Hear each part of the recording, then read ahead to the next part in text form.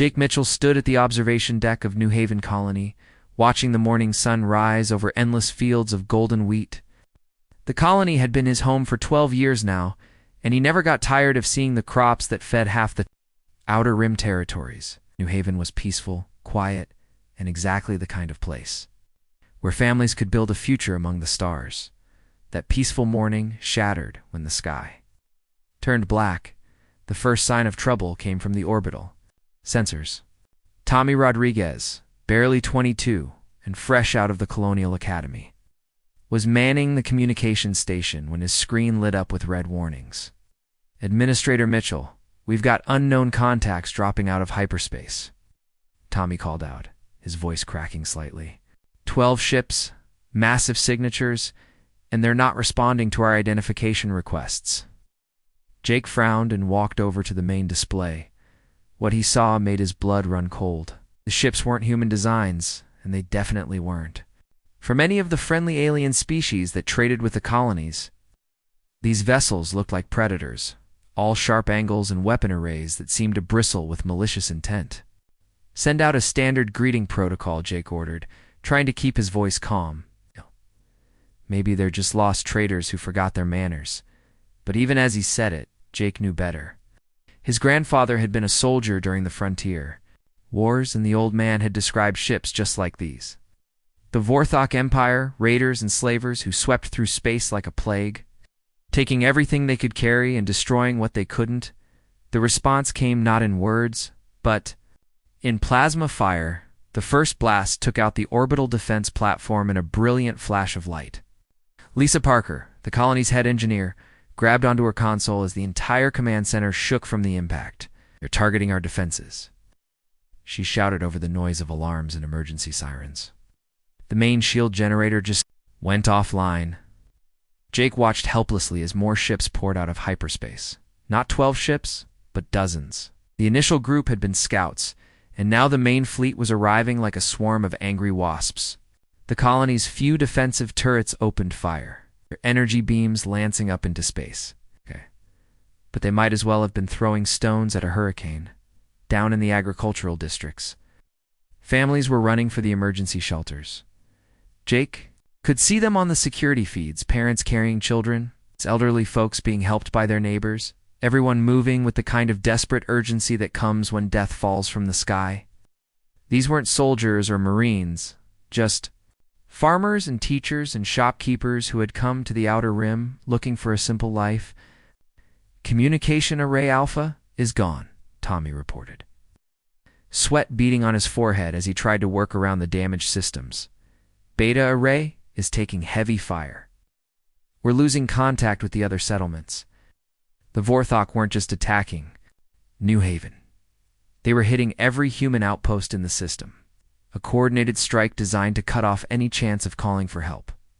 Jake had heard the stories from other colonies that had faced similar attacks. The aliens would take the young and strong as slaves, strip the planets of anything valuable, and leave the rest to die. Another massive explosion rocked the command center, and this time the lights went out completely. Emergency power kicked in a few seconds later, bathing everything in an eerie red glow. Through the cracked windows, Jake could see alien dropships descending toward the colony like falling stars. "All communication arrays are down," Lisa shouted. From across the room, where she was frantically trying to repair a damaged control panel, sparks flew as another plasma torpedo found its mark somewhere in the distance. Jake felt a cold certainty settle in his stomach. In a few minutes, maybe less, those alien soldiers would be inside the command center. He thought about his grandfather.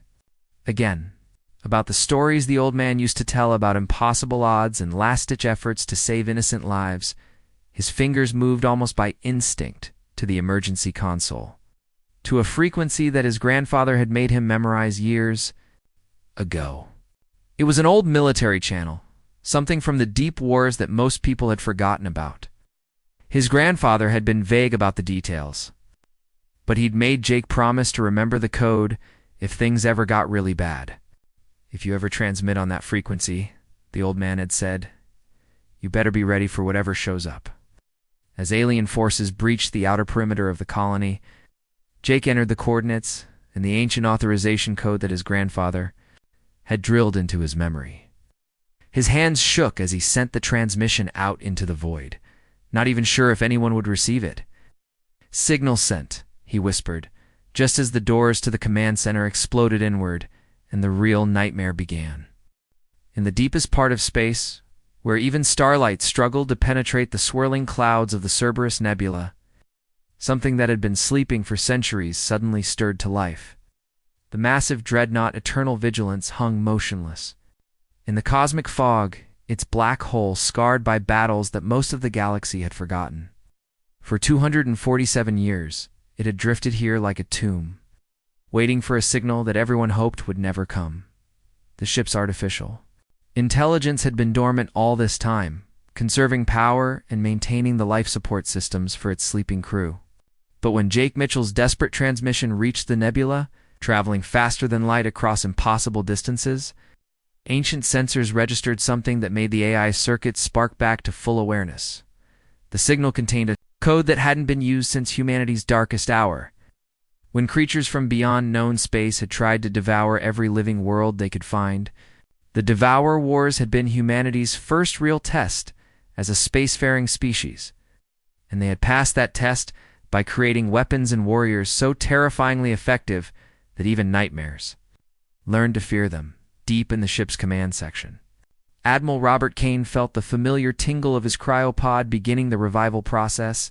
It's an enhanced nervous system modified decades ago to handle the stress of commanding extinctional warfare, adapted quickly to consciousness after nearly 2.5 centuries of dreamless sleep. Kane had volunteered for this eternal watch duty, along with thousands of other veterans who couldn't bear the thought of returning to normal life after the horrors they had witnessed. His eyes opened to the soft blue glow of the pod's display, and muscle memory kicked in as he began the checklist that every Reaper fleet officer knew by heart. Its vitals stable, neural implants functioning, combat reflexes responding normally. Kane had been 43 when he entered stasis. The preservation technology meant he was still 43 now, though the galaxy around him had aged centuries. "Status report," Kane commanded as he stepped out of the pod, his voice carrying the weight of countless battles against enemies that defied description. Even after all this time, the words came automatically, a ritual that connected him to his purpose. "Colonial distress signal authenticated, sir," replied the ship's AI in a voice that sounded almost relieved to be speaking again. "Authorization code Omega-7 confirmed. The old protocols are in effect." Kane felt a familiar cold settle in his chest. Code Omega-7 meant that somewhere in human space, civilians were facing extinction. The code had been created specifically for situations where normal military response wouldn't be enough, where the threat was so severe that only the Reaper fleet's extreme methods could save lives. Around him, throughout the massive ship, other cryopods were opening. Commander Beth Harrison, who had led the assault on the Devourer nest worlds. Captain Roy Jackson, whose tactical innovations had turned the tide at the Battle of Proxima Gate. Lieutenant Colonel Amy Foster, the woman who had personally killed 3 Devourer queens with nothing but a plasma rifle and unbreakable determination. These weren't ordinary soldiers. They were the survivors of humanity's most brutal conflict, warriors who had stared into the abyss and emerged victorious, but forever changed. They had volunteered to remain in the darkness between stars, ready to answer the call if evil ever threatened innocent people again. Throughout the Cerberus Nebula, 11 other Extinction-class warships were going through the same awakening process. The final answer, with its planet-cracking main guns, the Grim Resolve loaded with weapons that could sterilize entire star systems, the Merciless Dawn carrying enough firepower to fight a war against gods. These ships hadn't been built for conquest or exploration. They were pure instruments of annihilation, designed by engineers who had studied alien horrors and concluded that sometimes the only way to protect life was to perfect death. Each vessel could operate independently for decades, their crews sustained by advanced life support and their hulls reinforced to survive battles that would vaporize normal starships. Kane reviewed the transmission data as his command crew took their stations. The signal had come from something called New Haven Colony, coordinates placing it in the Outer Rim territories. The attackers were identified as Vorthok Empire forces, which meant slavers and raiders rather than existential threats like the Devourers had been, but that didn't matter. The code had been transmitted, the old protocols were in effect, and someone had made the mistake of threatening human civilians. While the Reaper fleet was listening, Kane smiled grimly as he settled into his command chair, feeling the ship's massive engines beginning their startup sequence after centuries of silence. Someone had just awakened the Reaper fleet, and the galaxy was about to remember why humanity's enemies had learned to fear the dark. Between stars, the hunt was beginning. Again. Commander Thule stood on the bridge of his flagship, watching the smoke rise from New Haven Colony's burning buildings through the main view screen. The attack had gone exactly as planned. His fleet had caught the human settlement completely off guard, overwhelming their pathetic defenses in less than 2 hours. Now his ground troops were herding the survivors into transport ships, separating the strong ones who would make good workers from the weak ones who weren't worth keeping. The Vorthok Empire had been raiding human colonies for decades, had personally overseen dozens of these operations. Humans were perfect slaves, really. They were intelligent enough to operate complex machinery, but not clever enough to mount effective resistance. Their emotional attachments to each other made them easy to control, and they bred quickly enough to replace losses in the mining operations. "Report from the surface teams," announced his communications officer, a scarred veteran named Klex, who had served under the Exel for 20 years. Approximately 8,000 humans captured, minimal resistance from the security forces. Agricultural equipment is intact and ready for transport. The Xul nodded with satisfaction. 8,000 slaves would fetch an excellent price at the markets on Vorthok Prime, especially since most of them appeared to be healthy adults. The Empire's mining colonies always needed fresh workers to replace the ones who died in the dangerous extraction operations. "Begin loading the valuable equipment," he ordered. "I want everything of worth stripped from this planet within 6 hours. The sooner we're gone, the less chance of interference from human patrol ships." But as he spoke those words, something impossible began to happen in the space above the planet. It started as a low vibration that seemed to come from everywhere at once, a sound that made the ship's hull plates rattle and caused several crew members to look around nervously. The vibration grew stronger, becoming a deep, thrumming noise that seemed to bypass the ears and go straight to the bones. Then space itself began to tear. 12 massive rifts opened above the planet, each one large enough to swallow a battleship. They weren't normal hyperspace exits, the kind that ships used for faster-than-light travel. These were something else entirely. Wounds in reality that bled darkness and seemed to make the stars themselves dim in fear. The human war fleet that emerged didn't look like any ships Thexel had ever seen.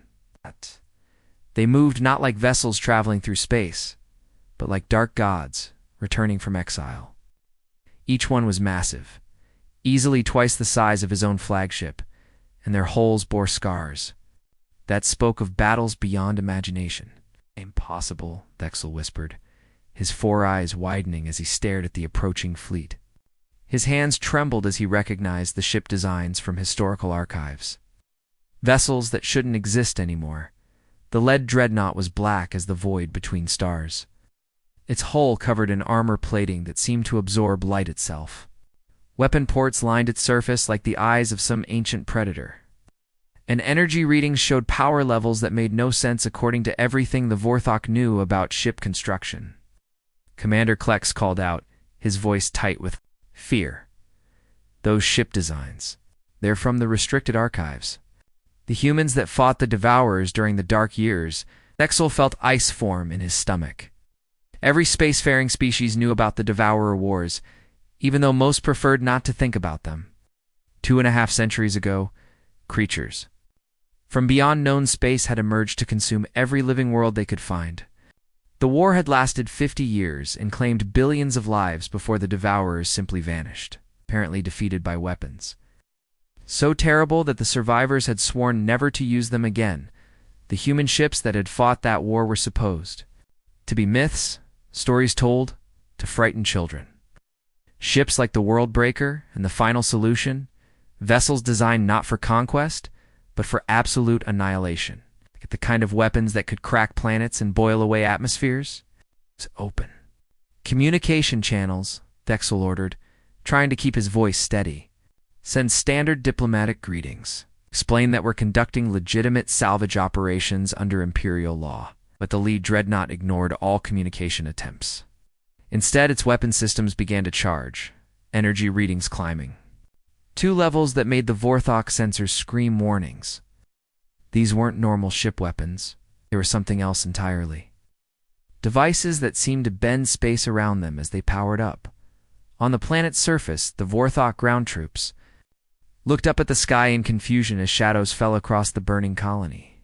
The human prisoners, huddled together in the transport areas, began to weep with something that might have been hope or terror.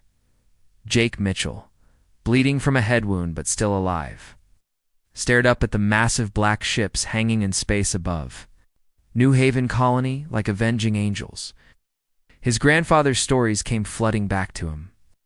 Tales of the dark fleet that had saved humanity from extinction and then vanished into the void.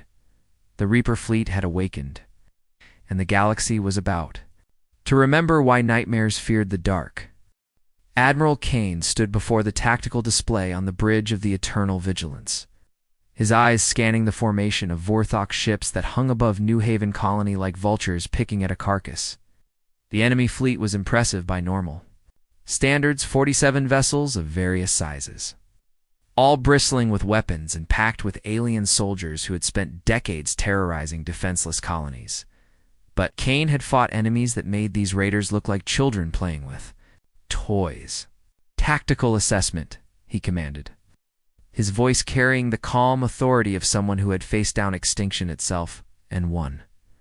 Commander Beth Harrison, his second-in-command, manipulated the holographic display to highlight the enemy positions. 47 Vorthok vessels, standard raider configuration. Their flagship appears to be a heavy cruiser, approximately 800 meters in length. They've got ground forces deployed on the colony surface and are in the process of loading human prisoners. Kane nodded, studying the data with the same methodical approach he had used against the Devourers. The Vorthok were slavers, which meant they valued their captives alive. That gave him leverage, but it also meant he had to be surgical in his approach. One wrong move, and thousands of innocent people would die. Signal the fleet, Kane ordered. Target their command ships first. Standard Omega Protocol, but Modification 7. No survivors, no witnesses, until we have our people back. Around him, the bridge crew moved with practiced efficiency. Weren't ordinary sailors who had trained for peacekeeping missions or exploration duties. They were veterans of humanity's darkest hour. Men and women who had learned their trade, fighting creatures that could devour entire worlds. Every member of the Reaper fleet had been chosen not just for their skills, but for their ability to do what was necessary. When innocent lives hung in the balance, the battle began at 1427 ship time. When the Eternal Vigilance fired its first shot, the weapon that lanced out from the Dreadnought's main battery wasn't a normal energy beam or projectile. It was something that had been developed specifically to kill the Devourers. Focused stream of exotic matter that could punch through. Armor designed to withstand the heat of dying stars. The blast struck the Vorthok flagship dead center and the massive alien vessel simply ceased to exist in a flash of light that briefly outshone the system's sun. The other Vorthok ships had barely begun to react when the rest of the Reaper fleet opened fire. Captain Roy Jackson aboard the Final Answer targeted the enemy's heavy cruisers with weapons that had been designed to crack the shells of creatures the size of small moons. Lieutenant Colonel Amy Foster's ship, the Merciless Dawn, unleashed a barrage that turned 6 Vorthok destroyers to expanding clouds of superheated gas in the space of 3 heartbeats. The aliens tried to fight back, of course. Plasma cannons and missile batteries opened up, filling space with deadly energy and explosive warheads that could have destroyed any normal human fleet. But the Reaper ships had been built to survive battles against enemies that could reshape matter with their thoughts. Vorthok weapons struck armored hulls that had been tested against the fury of cosmic horrors and barely left scorch marks. Commander Thexel, on his backup command ship, watched his fleet die around him with growing horror. His vessels, the pride of the Vorthok Empire, were being destroyed with surgical precision by enemies who moved like they could predict his every thought. These weren't normal ship-to-ship tactics. This was something else entirely, a level of warfare that seemed almost supernatural in its perfection. All ships, retreat formation, he screamed into his communicator. Full power to hyperspace drives. We need to get out of here. But it was already too late. The human ships had positioned themselves to cut off every escape route and their weapons. We're already cycling through targeting solutions for the remaining Vorthok vessels. Kane and his officers had fought battles where a single mistake could mean the extinction of all human life. And they had learned to leave nothing to chance, down on the planet's surface. Dr. Lucy Ross crouched in the colony's medical bunker, watching the battle through a cracked viewport that looked up at the stars. She was the colony's chief medical officer, and she had spent the last few hours treating wounded colonists while alien soldiers ransacked the settlement above them. The first thing she noticed was how quiet the battle was from the planet's surface. In space, there was no air to carry sound, so the destruction of 47 warships played out in eerie silence. She watched as the alien mothership, a massive vessel that had been coordinating the ground assault, broke apart in flames that bloomed like deadly flowers against the darkness. "Who are they?" she breathed, pressing her face against the cracked transparent steel as more alien ships died in brilliant flashes of light. The battle lasted exactly 17 minutes. When it was over, the Vorthok fleet had simply ceased to exist. The space above New Haven Colony was filled with debris and expanding clouds of gas that had once been proud warships. The only alien vessels that remained were the transport ships on the planet's surface, and even those had gone silent as their crews realized that their entire fleet had been annihilated. Above them, the Reaper fleet held position like patient executioners, their black holes scarred by wars that most of the galaxy preferred to forget.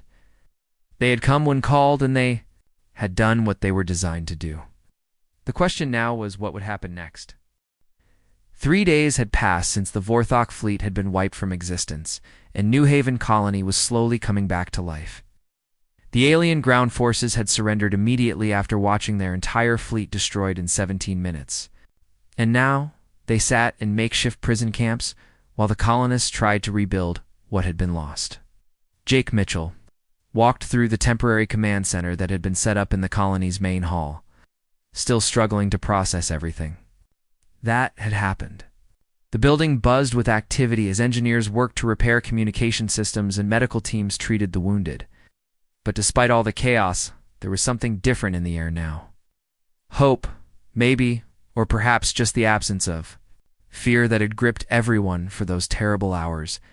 Admiral Kane stood near the large windows that looked out over the agricultural fields, his hands clasped behind his back as he watched the repair crews working in the distance. Jake had been trying to work up the courage to approach him for the last hour, but something about the man made conversation difficult. Kane looked human enough, but his eyes held depths that spoke of wars beyond imagination, battles fought against, enemies that most people couldn't even dream about. Admiral Jake finally said, clearing his throat, "I wanted to thank you for what you did for us, for all of us." Kane turned slowly, studying Jake with those unsettling eyes. Up close, the Admiral looked like he might be in his 40s, but there was something ancient about him, as if he had seen more years than his face suggested. "Your distress code belonged to my grandfather," Jake explained, feeling like he needed to justify why he had known the frequency, served in the frontier defense during the border conflicts. "He made me memorize that code when I was just a kid, said it was important, but never really explained why." Kane nodded slowly, and for the first time since Jake had met him, something almost like warmth flickered in those cold eyes. David Mitchell, good soldier, died protecting civilians on Proxima 7 during the Vorthok raids of 2178. He paused, and Jake could see memories playing behind his expression. He volunteered for a rearguard action that gave 3,000 people time to evacuate. "We lost 8 good men that day, but those families lived because of what your grandfather did." Jake felt his throat tighten. His grandfather had never talked about how he died, and the official reports had been classified for decades. To hear it now, from someone who had actually been there, made the old man's sacrifice feel real in a way it never had before. "We've been sleeping," Kane continued, his voice carrying the weight of centuries, "waiting for a call that we hoped would never come. After the Devourer Wars ended, most people wanted to forget what we had become, what we had been forced to do to protect humanity. So we volunteered to disappear, to drift in the dark places between stars where no one would have to look at us and remember the worst years in human history." Through the windows, Jake could see the Reaper fleet holding formation in orbit above the colony. 12 ships that had made extinction itself retreat. Vessels so powerful that they made the Vorthok raiders look like children playing with toy boats. Even now, 3 days after the battle, Jake found it hard to believe that such things existed. "But now the galaxy knows we're still here," Kane said, his voice growing harder. "Word has already spread about what happened at New Haven. Every alien government in known space is scrambling to figure out what it means, whether humanity has been hiding fleets like this all along."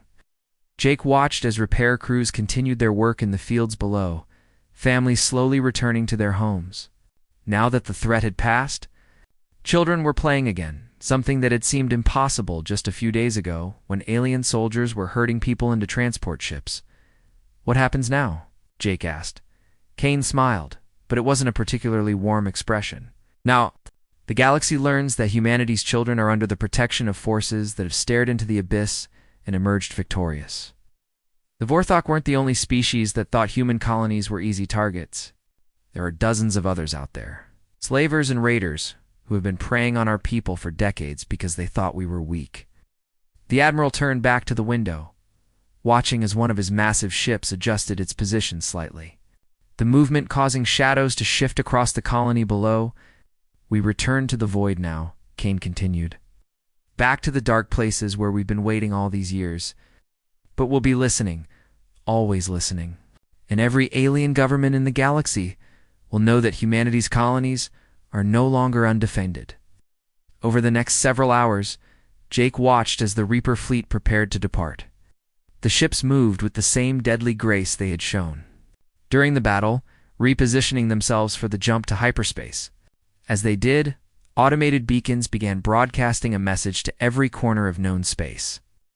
A simple statement that would reshape the balance of power in the galaxy. The message was brief and direct. Humanity's colonies are under the protection of the Reaper fleet. Any attempt to harm human civilians will result in immediate and overwhelming retaliation. This is the only warning you will receive. As the ancient fleet vanished into hyperspace, leaving only fading energy signatures to mark their passage, Jake realized that everything had changed.